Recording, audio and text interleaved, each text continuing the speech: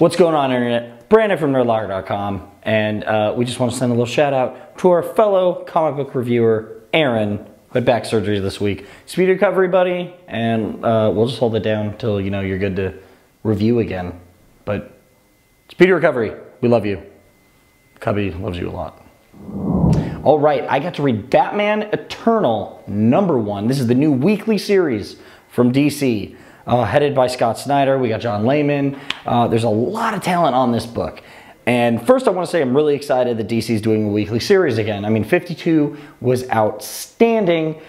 And then they kind of, pushed it with Countdown and by Trinity. It was just kind of all over the place. So I'm happy they took a break, let things breathe for a minute. And then, now we're back. We have two weekly comic books coming out this year. But this is the first one, and I can't be more excited because I get Batman every week, and this is awesome. First issue starts out really cool. There's already a lot of stuff going on. We see Professor Pig. We see a lot of little stuff from Scott Snyder's Batman run, big old bat suit, and James Gordon. They split up, and James Gordon chases kind of the henchmen. Batman goes after Professor Pig. And James Gordon does something that you see it on the panel, something's happening that he sees that no one else is seeing, and now he is in a lot of trouble, it's interesting. Obviously with Batman villains, there's a lot of villains that can have their hands in this, a lot of stuff that can be going on. Either way, this is cool. This is weekly. We're going to try to give this to you as often as possible with our weekly reviews, but I just can't wait to see what's in store. I feel like this is a giant Batman epic that we need. So I'm giving this 5 out of 5 Nerd Skulls. Hop on this right now. Check it out. Hey guys, this week I got to check out Nightcrawler #1 because he is one of my favorite X-Men, if not my favorite X-Men. His powers are awesome. I've always wanted teleportation. So of course I had to read this issue because he's back from the dead in literal terms. And in this issue, he's basically just kind of catching up with Wolverine, lacking of healing abilities Wolverine, which is interesting to see them fight and see how Wolverine kind of goes a little far with Nightcrawler because they used to fight pretty crazy because they are best friends. This issue is great because you also have the Todd Knott artwork is great. Chris Claremont's great on this book, and of course the Bamfs are included in this series. So now that Nightcrawler is back, the little Azazel created children chibi things are following Nightcrawler around, and in this issue they actually protected him, of course, because he saved them initially, so they've got his back. It's interesting to see them hopping around in the background. It's really great to see. Actually, the artwork by Todd Knott, as I said, was great. So I'm going to give this book 4 out of 5 Nerd Skulls. You should check it out. Hey there guys, coming here with my reviews for this week. I got to read Star Wars #16. Again, another one of my favorite series. It definitely has a good pace to it, especially this issue. It does a really good job of giving you a lot of exposition in a pretty enjoyable way. It doesn't bog itself down ever. It feels like, at least to me. The story is pretty interesting to me. It's explaining a lot of things you've never seen, races you haven't seen, and stuff like that. And it kind of just keeps going along. Of course, you kind of expect it, the twists and the turns and things like that, and it definitely ends in a really cool cliffhanger, dealing with Princess Leia and the kind of pact that was all weird that she made. you kind of saw this coming, but either way, it's still really fun. It's still really cool. I want to see how it plays out. So I'm going to give it 4 out of 5 Nerd Skulls. I ask you to check it out, and that ask is technically actually a demand, so I'll do that. Hey there nerds, Jim here with my comic books reviews this week. And first up from Image, I have a #1. Shudder #1 to be specific. And I'll be honest, I was talking to Bobby earlier and we both read it and I got through it and I was kind of like, but then I realized I wanted more. So I did like it. It was really cool. Basically, it's the story of Kate Christopher, who comes from a family of explorers, adventurers. And basically the book opens up with her and her dad on the moon. Obviously we're in the future. Awesome. Very cool. Now we go along and we find out that Kate's basically bored out of her mind because she did all these adventures and now she's really got nothing to do. She wrote books about it. She's got a whole big fan club following because we see that on the subway. It's really cool. But now she's sort of at this point in her life and she's 27 and she doesn't know what to do because she's done everything. Okay. The end has a nice little twist It's great because it involves her dad who has passed away and this revelation that there is more out there and she's being forced back into the fold. I really enjoyed this book. When I went back, I just was disappointed that I didn't get all the answers I wanted to, which is a great first issue because it means I'm going to go to the second issue. I highly recommend you pick this up. I'm going to give it 4 out of 5 Nerd Skulls. Hey fellow nerds, Jasper here, and I just got done reading The Ultimates. This is not the Ultimate Avengers, this is not the Ultimate, well, everything else, but this is the Ultimate, the teenage group band of superheroes, which consists of Spider-Man, Cloak and Dagger, Bombshell, Kitty Pryde, and Spider-Woman, or at least Spider-Girl, depending on what you think Jessica Drake is. But anyhow, they pretty much show how they come together and pretty much are on their own. There is no SHIELD backup since they're all kaput. These are after the events of Galactus and the Cataclysm series.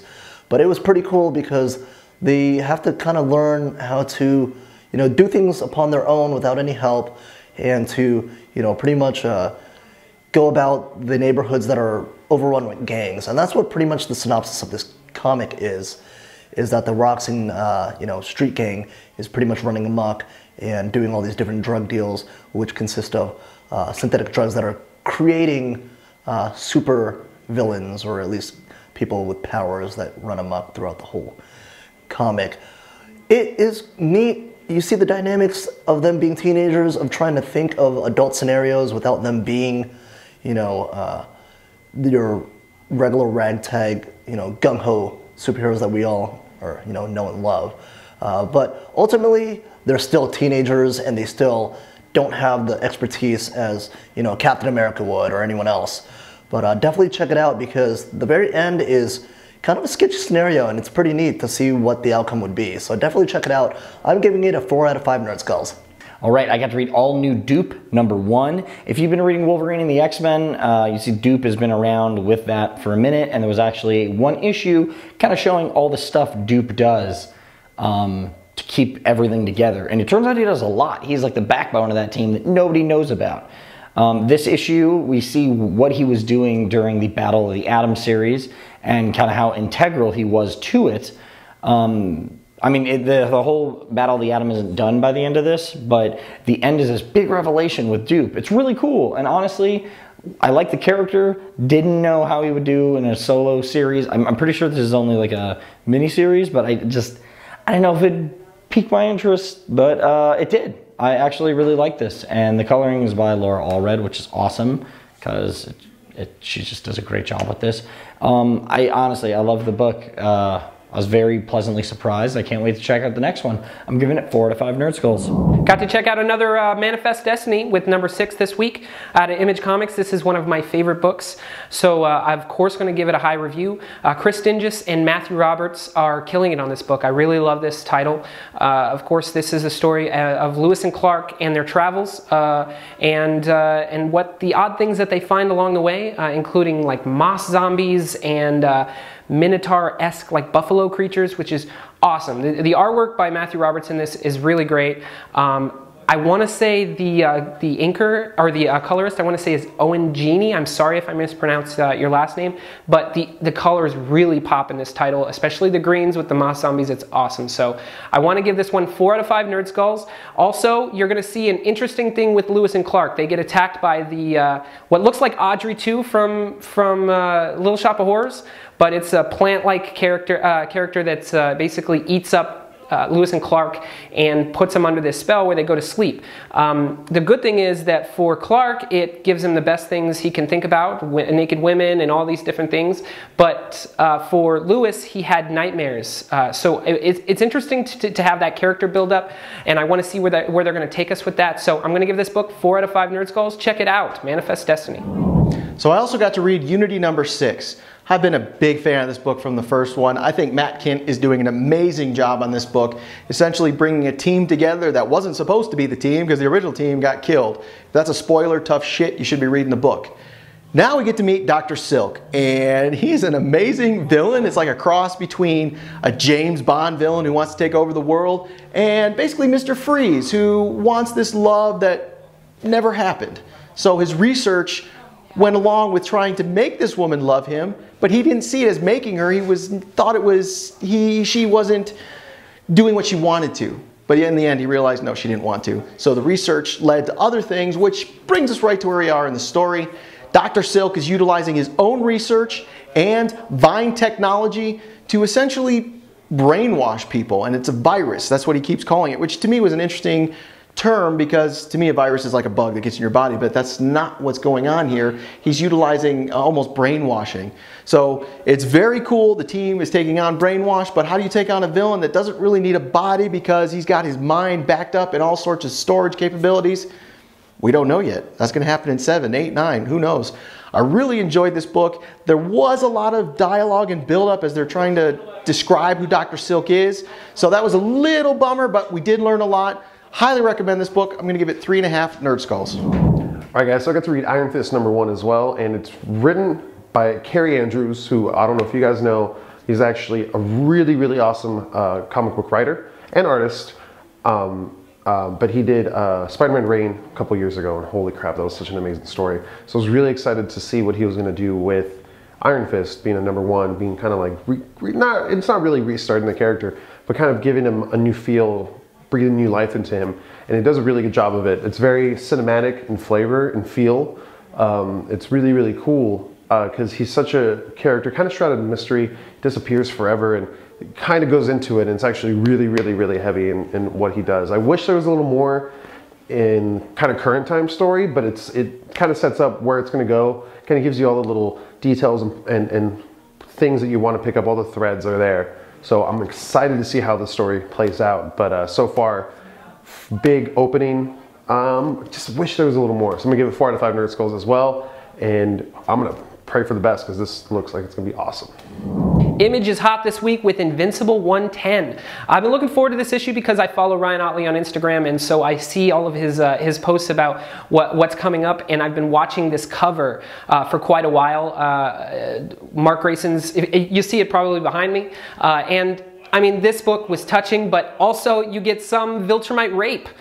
Very weird, made me really rethink what I'm doing with my life, reading about superheroes raping each other. You will have to find out who rapes who, but I'm going to give this book 5 out of 5 Nerd Skulls. Check it out. So I got to read Bloodshot and the Hardcore #21. I'm a huge fan of the Valiant universe, but this is one of their mainstays, and I never read it until the crossover with Archer and Armstrong. And that's the whole point of crossovers, to make you read books you'd never read before. And I gotta say, this would actually work, because I love the characters. We start off right where we left off with Bloodshot and Armstrong making a deal, but fighting it out because they don't know if they want to make a deal, but you really can't destroy either of them because one's immortal and one's got the nanite. So eventually they come to terms, they sit down and talk, and they come to a deal. And it's really cool because they're basically on the good guy's side, which is interesting because in the past they've both been evil, so to speak. Archer still wants to take down Mr. Kozul. That's all he wants to do. He really doesn't care about Project Rising Spirit. He doesn't really care about that. He just wants to take down Mr. Kozul for everything that's happened to him. He blames him basically, totally. So he's still going after him. Armstrong busts in, gets the deal going, and you can tell that this is going to lead to some bad stuff for Bloodshot and the Hardcore. Bloodshot is still worried about the Generation Zero kids. He's still taking them into account, and his actions here are going to lead right into the next storyline, which is Bloodshot versus Hardcore, which now I'm going to pick up, and I'll keep on Archer and Armstrong. Basically, the deal will separate the two again, and Archer and Armstrong will be there on their side, Bloodshot will be their own side. So I'm curious to see where it's going to go. It writes out Project Rising Spirit from the whole Dominion sect side of things, so they'll be split. I'm very curious where they're going to go. But this book, really loved it. Love the way they tied everything together. 5 out of 5 Nerd Skulls. Highly recommend it. All right, I got to read Superman and Wonder Woman #7. Charles Soule right now is killing it with everything he's writing, and like I say this every time I review it, didn't like this book at first, but this is really cool. We pick up where the last issue with Superman and Wonder Woman basically in the center of this nuclear core getting blown up. And I guess DC posted something or put out a book last week that kind of showed some stuff that happened here already, which is kind of out of order. But either way, they get through everything. Zod, as far as they can tell, is back in the Phantom Zone. I mean, there's a lot we can do there, you know, a lot that can change with that. But it's kind of them relaxing and, you know, going out, being a couple for like the first time in a while. But there's big things going on. Doomed is coming up next with all the Superman titles, and I can't wait to read that. We get to see a kind of evolved Doomsday here, and it just looks like he's out for blood. I can't wait to read the next issue. This book is a lot of fun. I'm giving it 4 out of 5 Nerd Skulls. Finally, something really crazy happens in Walking Dead. 125 was released this week. I'm not saying that it's been boring, but I've been really sick of all the trash talk by Negan. Most importantly, I feel like Rick's just been sitting on the sidelines, watching everything happen, never really doing anything, talking about doing something, but nothing has really happened. Most importantly, I've missed his monologues. When Rick talks about what we need to do as a group, it really gets me pumped up, and in this issue, we finally get a good old-fashioned Rick monologue. You're going to have to find out what happens in the last page, but I am definitely happy with this book right now. I did not see where it was going. Robert Kirkman definitely meant to lead me in one way, and then just rip the rug right out from under me on the last page. Check out 125 because you're going to want to read this one. It's a big one. I'm going to give it 5 out of 5 Nerd Skulls, of course.